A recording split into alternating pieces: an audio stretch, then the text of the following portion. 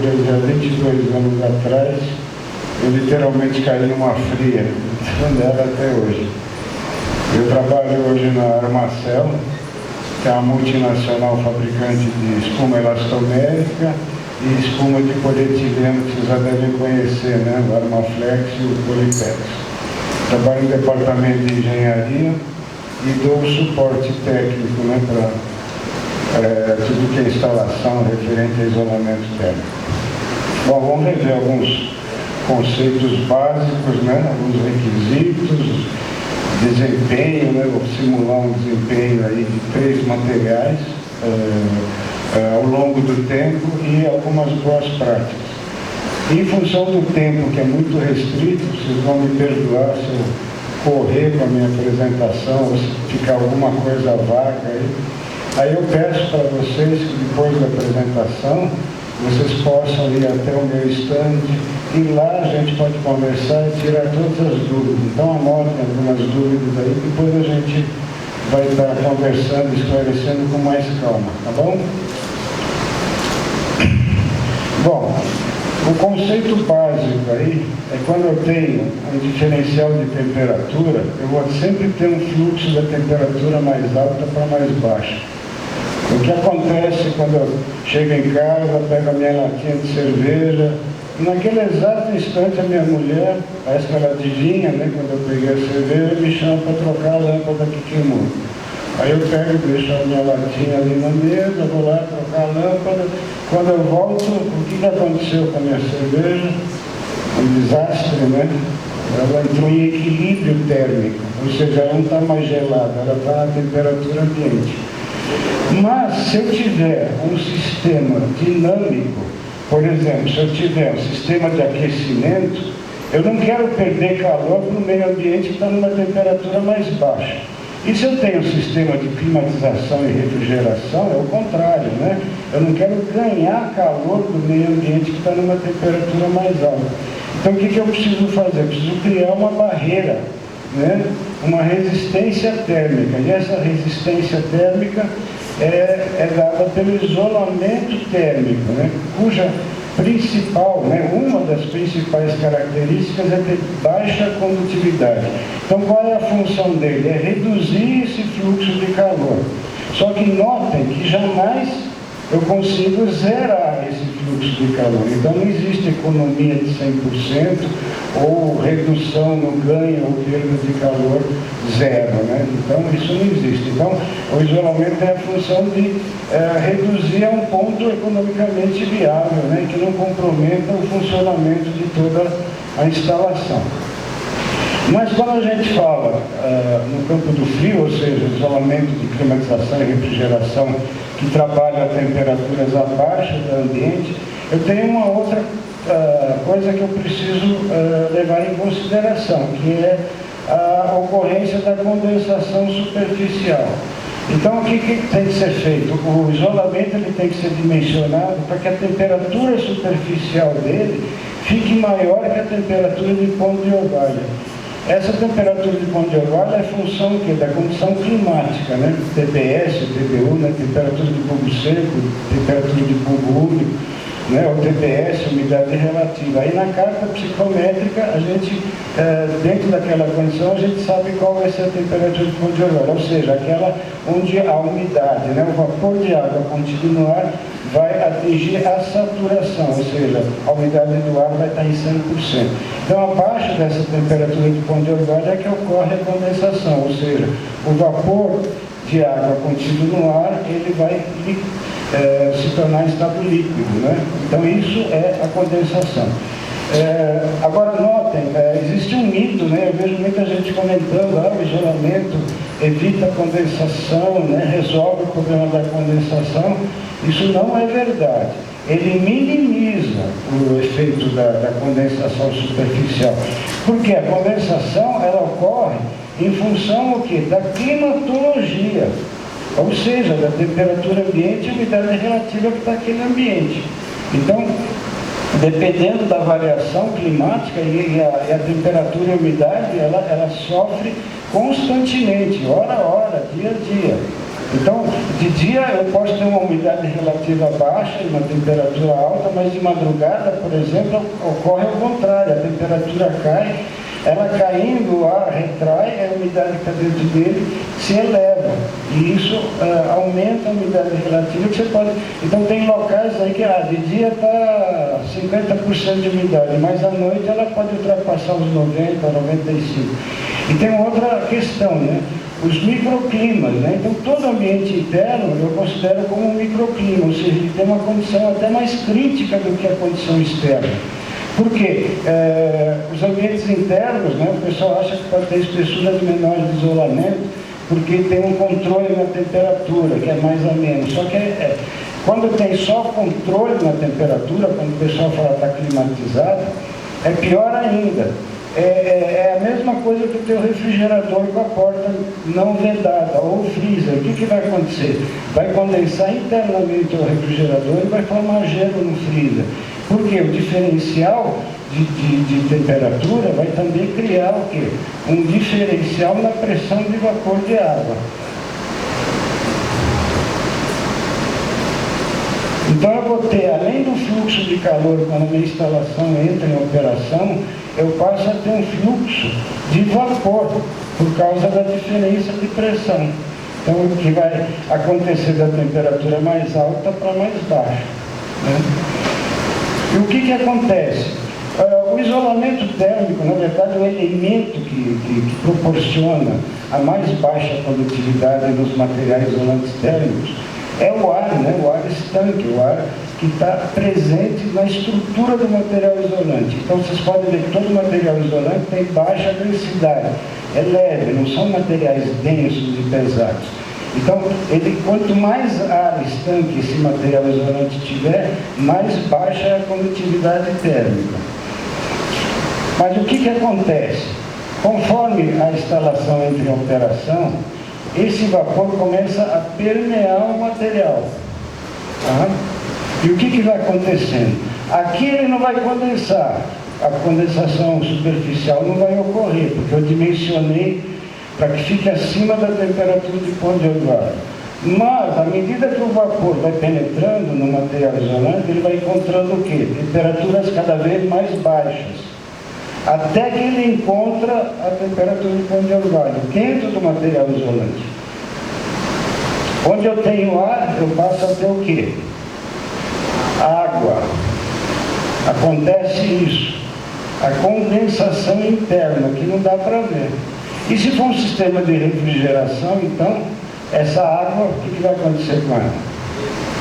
O que acontece com a minha cerveja quando ela está quente e tal, de repente eu ponho no freezer lá para dar aquele grau? E esqueço. Mais uma vez a minha mulher vai me chamar para fazer alguma coisa. Aí quando eu volto, putz, minha cerveja está no freezer. Ela explodiu. Porque a água, ela expande. Ainda por cima minha mulher fala, limpa essa porcaria então. Sobra para mim aí. Então é muito comum em instalação de refrigeração, principalmente que usam o poliuretano, né? Vocês veem assim, parece uma jiboia que engoliu um bezerro. Por quê? Porque naquele ponto eu já tenho formação de gelo. Os nossos refrigeradores, também com o passar do tempo, você pode notar, eu tenho um lá em casa que a parede está toda angulada. E está surgindo uma oxidação de dentro para fora. Por quê? Porque o meu material isolante já virou gelo, já está todo úmido. Então, a principal característica do material isolante para o campo do frio não é só a condutividade térmica, é ele ter baixa permeabilidade. Tá? E o que é a permeabilidade? É a quantidade de vapor de água, né, em gramas, que atravessa o material de espessura unitária, dentro de uma área unitária, dentro de um tempo unitário e dentro de um diferencial de pressão unitária. Entenderam o que é permeabilidade? Não, né? Talvez não importa. O que não se deve confundir é permeabilidade com absorção de água. A absorção de água é quando eu pego o material, mergulho, ele permanece por um determinado tempo mergulhado, aí depois eu retiro e vou verificar quanto que ele absorveu de água. em peso ou em volume. Né? A permeabilidade, ela ocorre o quê? Ela passa, o vapor, ele transpassa o material entre moléculas. Né? E isso não é considerado no cálculo da espessura do isolamento. O que é considerado é a condutividade térmica. Quanto mais baixa a condutividade térmica, maior é a resistência térmica.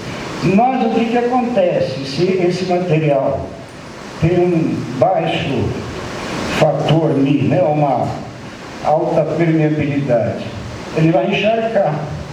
A água é 24 vezes mais condutora do que o ar. Então eu já deixei de ter um material isolante. E você não percebe que está encharcado. E se for refrigeração, então virou gelo.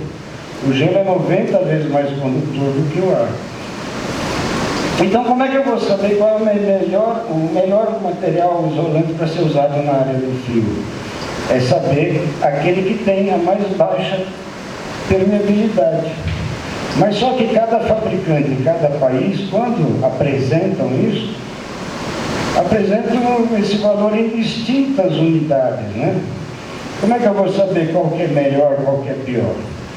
Por isso foi criado o fator de resistência à difusão de água, que é o Mi que aparece nos nossos catálogos. Muita gente não sabe o que é isso. Mas o Mi o que é? É a relação entre a permeabilidade do ar, que é um valor conhecido dentro de uma temperatura, umidade e pressão, dividido pela permeabilidade do material isolante. Se eu dividir isso dentro das mesmas unidades, eu vou ter um material, eu vou ter um resultado adimensional. Então, ar dividido por ar, o Mi é uma escala de valores, ou seja, o ar é o elemento mais permeável ao vapor de água. Na verdade, o vapor d'água está contido nele. Segundo a ASHRAE, são considerados retardantes ao vapor ou barreiras de vapor aqueles que têm um Mi acima de 1300. Aqueles materiais que possuem um Mi menor que 1300, eles requerem o quê? Uma barreira de vapor adicional. E o que acontece com a barreira de vapor adicional? Ela demanda mais tempo, gasto e cuidado na aplicação. Ela é difícil de aplicação, principalmente em válvulas, registros, filtros, curvas, né? Gera muita sujeira e resíduo. E principalmente, né, todas elas são sujeitas a falhas. Por quê? Porque não asseguram a estanqueidade do sistema, são suscetíveis à ruptura de perfurações, não asseguram a continuidade e homogeneidade na sua espessura, principalmente no caso de emulsões asfálticas, masticos, resíduos. Ocorrem aberturas e falhas na selagem de suas juntas, no caso de filmes e lâminas, né? Muito comum o cara pegar a fita autoadesiva e achar que aquilo está vedando a junta, né? Ou então pegar um enforcagado, amarrar bem forte e achar que o vapor não vai penetrar. O vapor atravessa o material. Mesmo que o material tenha uma barreira de vapor adicional, aonde que o vapor vai buscar? Se eu fizer um mergulho com uma roupa de neoprene e tiver furo, a água vai penetrar. É que nem entrar num tiroteio com colete à prova de bala. Mas se eu entrar num tiroteio com colete aberto, o tiro vai pegar ali e já era. Então é a mesma coisa. Tá? E além disso, elas sofrem deteriorações naturais, tanto a barreira como os próprios selantes que são usados, né? E também as manutenções deficientes comprometem essas barreiras. Na verdade, o pessoal nem repõe o isolamento, quanto mais a barreira de vapor, né? Então, esses materiais, todos eles que têm um Mi baixo, que requerem barreira de vapor adicional, eles são suscetíveis a falhas, como vocês podem ver. Ó, aqui é lã de vidro. O que faz a barreira de vapor é o filme de alumínio. Mas como eu falei, né, eles usam enforca-elefantes aqui, eles põem uma fita aqui, e no próprio manuseio, qualquer rasgo dessa folha de alumínio é o ponto de entrada do vapor. E esse vapor, inclusive, ele caminha por debaixo da barreira de vapor por capilaridade e materiais fibrosos aqui. Ó, aqui também, emulsão asfáltica. Qualquer dano nisso já é o suficiente para começar a encharcar todo o material. Aqui, o poliestireno, por exemplo, também é suscetível, tem um baixo fator Mi. Então, todos esses materiais, eles, com o tempo, eles vão perder a capacidade isolante, porque eu vou ter água, eu vou ter gelo, né? Além disso, essa umidade ela vai provocar a corrosão sobre o isolamento, né? E o desenvolvimento de fungos e bactérias. Então, a gente tem que ter consciência que qualquer sistema de climatização e refrigeração, eu vou ter fluxo de calor e fluxo de vapor atuando simultaneamente. Para combater o calor, né, criar uma resistência térmica, a principal característica do isolante térmico é ter baixa condutividade. Quanto mais baixa a condutividade, maior é a resistência térmica do sistema. Tá? Portanto, a espessura pode ser menor do isolamento e a economia é maior. Mas se esse material tiver um baixo fator Mi, o que vai acontecer quando a instalação entra em operação? Essa condutividade que era baixa se eleva, vira água, vira gelo, é a condensação interna. Consequentemente, aquela resistência inicial dele cai significativamente e a própria economia também do sistema. Tá? Então, para provar isso, né, eu fiz uma simulação de uma obra, né, onde, o que eu preciso para poder simular esses cálculos de desempenho ao longo do tempo. Eu preciso conhecer as condições climáticas externas, né, as condições operacionais internas. Eu preciso conhecer o tipo de revestimento para poder calcular a condutividade térmica daquele material dentro da temperatura média, né, da externa e interna. Eu preciso conhecer os diâmetros das tubulações, os comprimentos e as espessuras do isolamento, bem como o tipo de revestimento que influi bastante no cálculo da espessura do isolamento. Então, conhecendo isso, eu fiz uma simulação com 3 materiais: a espuma elastomérica, o poliestireno, né, comercialmente conhecido como isopor, né, e a espuma de poliuretano. Nota que todos eles são ótimos isolantes térmicos. O poliestireno e a espuma elastomérica é igual. O PU, então, é o que tem mais baixa condutividade térmica, ou seja, o material que proporciona a maior resistência térmica e requer espessuras até menores. Mas olha só, o diferencial está aqui. O Mi é muito acima de 1.300. Aqui está em torno de 50, aqui em torno de 32, é claro que depende do tipo e da densidade, mas nunca chega a 1.300. Então esses materiais requerem aqui uma barreira de vapor adicional. Tá? Então eu tenho todos os dados da instalação, eu tenho as bitolas, tá? Isso é uma instalação que existe. Tá? Eu tenho os comprimentos das linhas, então eu calculei a espessura para aquelas condições climáticas, né? E coloquei aqui as espessuras disponíveis no mercado para que me ofereçam a mesma resistência térmica. Né? Aqui, inclusive, tem espessuras que até são maiores, e o PU, por exemplo, tem uma condutividade mais baixa, então ele poderia até exigir inicialmente espessuras menores. Tá? E o regime operacional dessa instalação é de 24 horas por dia durante o ano todo. Se eu pegar as fórmulas empíricas, né, que eu tenho na norma ISO 12241 9346, eles me fornecem algumas fórmulas empíricas que eu possa fazer o cálculo para determinar a variação da condutividade térmica daquele sistema ano a ano. Tá? Então, eu começo com todos os dados que eu já tenho, isso por linha, tá? Então isso daí levou uns 2 meses para fazer. Mas ó, eu vou fazendo tudo por linha até que eu chego na condutividade térmica ano a ano. Tendo a condutividade térmica e as demais informações, eu posso calcular o fluxo de calor que atravessa o meu isolamento. Aí se eu fizer um comparativo da instalação sem isolamento, qual é o fluxo de calor, né? Quanto que ela vai, e comparar com o sistema isolado, eu chego nesses resultados aqui. Então, notem que, inicialmente, todo o material isolante me dá uma redução desse ganho de calor acima de 80%. Notem que o PU é o que melhor reduz o fluxo de calor. Por quê? Por causa da baixa condutividade térmica. Até porque a espessura dele está mais ou menos equivalente com dos outros materiais.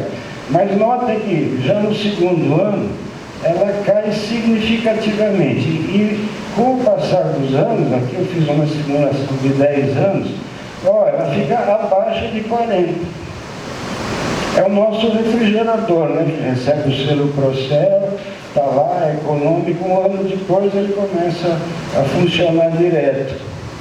Aí vocês acham, o refrigerador é bom que agora ele está funcionando. Na verdade, ele já está começando a absorver a umidade por difusão.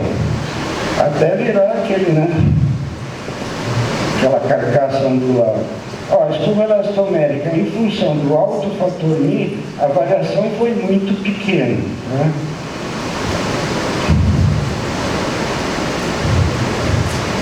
É claro que isso daí é um estudo específico e os resultados são empíricos, com base naquelas fórmulas. Por quê? Eu nunca vou ter uma instalação ideal do jeito que eu fiz os cálculos, né? Eu nunca vou ter sempre a mesma temperatura, a mesma umidade, enfim, tudo perfeito, sem nenhuma intervenção para manutenção. Então você tem todos esses fatores, né? Variações climáticas, o porte da instalação, o regime, a disposição, o comprimento das linhas, condições de contorno, tipo e qualidade dos materiais que constituem a barreira de vapor, tipo de revestimento, espessura do isolamento, integridade, cuidados na instalação e manutenção.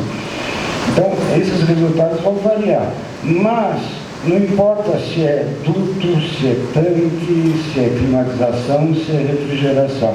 No frigir dos ovos, em termos percentuais, vai haver muito pouca variação, ou seja, a gente sabe que depois de um certo tempo esses materiais vão perder a capacidade isolante deles. Então, comparando os três materiais, todos eles no início, né, têm baixa condutividade térmica que proporcionam uma alta resistência térmica. Mas a partir do momento que o sistema entra em operação, os outros dois materiais, justamente por terem baixo fator Mi, começam a absorver a umidade, a condutividade cai, a resistência térmica cai, enfim, tudo se prejudica. Mas a condutividade térmica não cai, ela aumenta, mas é errado. Agora, o que adianta todos esses cuidados, ter um bom material, né, que não requer barreira de vapor, se a gente vê isso aqui, né? É entrar no tiroteio com o colete à prova de bala aberto, né? Não adianta também amarrar aqui, que o vapor ele penetra o material aqui, né? Não adianta botar um bacalhau aqui. Aqui também não adianta botar uma fita isolante. Aqui é uma fita isolante elétrica, por sinal, não é nem térmica, né? Não adianta também revestir aí com aquelas fitas de PVC e tal, porque elas escondem aqui, ó, as juntas completamente abertas. Não adianta colocar um silver tape aqui, no duto, né? E não selar, não colar. O que adianta eu querer construir um muro e comprar só tijolo? Vou empilhando os tijolos? Ou vou comprando em forca-gato, né, como o pessoal de split faz. Não resolve nada, né? Aqui então é um enforca-elefante aqui. Então isso aqui é um hospital. Imagina, a umidade começa a criar um bolsão de água e vai cair em cima do paciente. Aqui é aquilo que eu falei com vocês, né? Ambientes internos, para mim, todos eles são microclimas, né? Por quê? Aqui parece um acasalamento de tarântula, não tem circulação de ar, aqui não dá nem para fazer isolamento, o cara deve ter feito um corte aqui só para enganar todo mundo. E quando se trata de entreforros, shaft, garagem, subsolo, é pior ainda. você tem ambientes totalmente propícios à formação de umidade, né? Porque a umidade relativa passa a ser muito alta. Isso aqui é um exemplo, né? Os hospitais são os que têm maior problema disso daí, né? Geralmente os memoriais descritivos dos projetos de hospital vem lá, condição climática interna, 22 graus, mais ou menos 3, com 50% de umidade, mais ou menos 10. Por quê? Porque entre 40 e 60 é a condição ideal de umidade relativa, tanto para a questão de saúde, né, como para não proliferação de vírus, fungos e bactérias. Só que você chega no hospital, esse aqui, a parte de baixo, isso aqui é um entreforro, a parte de baixo estava controlada em 19 graus. Controle de temperatura. Sabe quanto estava a umidade na sala? 84%. Aí nós abrimos o entreforro, estava 24 com 96,2 de umidade relativa. Aí lógico que estava tudo pingando. André, teu isolamento não presta, está condensando. Bom, então vou jogar fora o meu carro também, que às vezes fica na rua e condensa de madrugada. Eu vou reclamar lá para a Ford, para a Honda, para a GM, nossa, tem que trocar o carro aí, porque o carro está condensando.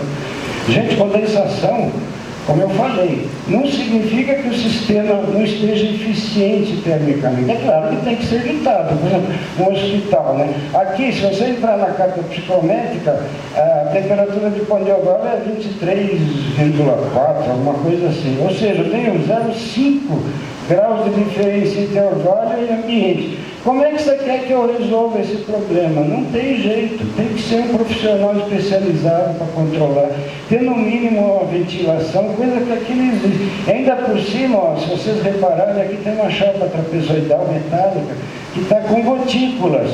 Ou seja, a chapa está condensando e pingando em cima do isolamento que está aqui embaixo, porque a chapa metálica ela tem baixa emissividade. Quando eu tiro a cervejinha da geladeira de uma garrafa PET, sempre a cerveja está mais gelada, é a primeira a condensar. Mas os dois líquidos estão na mesma temperatura, só que o plástico tem uma emissividade alta e o metal baixa. É a mesma coisa, colocar a mão no metal e colocar a mão na espuma. Você vai ver que o metal é mais frio. E por isso que a latinha minha congela mais rapidamente. Aliás, só um detalhe, né? Tem gente que compra lá o copo Stanley, não sei o quê, babá. A cerveja é o único que não precisa de isolamento térmico. Porque quem toma cerveja não vai deixar ela, a menos que a mulher chegue para trocar, não. Você vai tomar rapidinho, você não precisa nem isolar aquilo, né? E aqui dentro você tem outras, que infelizmente a foto não mostra, né? Mas você tem problemas de juntas abertas, sistemas de apoio e sustentação, tudo isso cria pontos térmicos. Aqui é o caso aí daquela fita de PVC. O PVC, tudo que é P, polietileno, poliestireno, polipropileno, PVC, todos esses materiais são suscetíveis à radiação UV.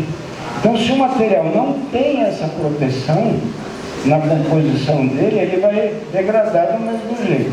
Eu duvido que essa fita tenha. Tanto é que eu tirei, vocês podem ver, eu tirei isso daqui e está degradado. E também não adianta fazer as curvas assim, com 90 graus. Você está estirando o raio externo, comprimindo o interno. Você está criando uma redução na espessura do isolamento, criando pontes térmicas. Não adianta também pegar, puxar, né, forçar. Toda a junta ela tem que ser comprimida, não tracionada, porque o adesivo, apesar de ser de contato e colar em 2 minutos, ele leva de 24 a 36 horas para curar completamente. Então, se aquela junta estiver tracionada, ela vai abrir e comprometer a selagem da junta. Então tem que estar sempre comprimido. E a instalação também não deve entrar em operação antes disso.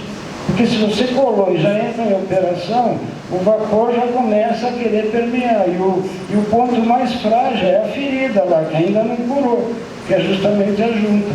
E não é só as juntas que tem que selar, as extremidades de cada segmento, início, entre o tubo isolante e a tubulação. Para quê? Para que o vapor também não comece a caminhar por baixo do isolamento.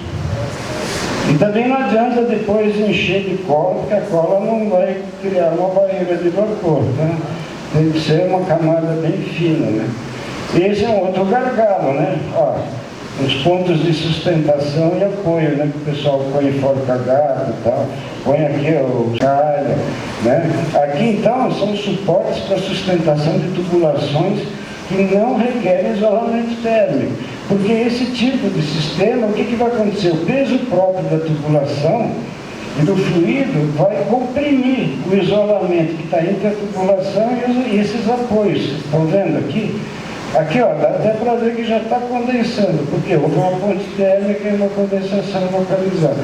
Aqui, eu acho que nem o fluido passa, porque o cara colocou uma braçadeira menor que a tubulação.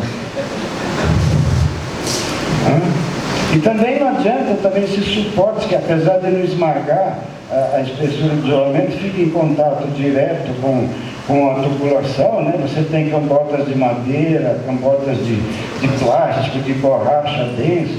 Eles têm uma condutividade mais baixa do que o metal. Mas, com o passar do tempo, eles também vão apresentar condensação pontual. Por quê?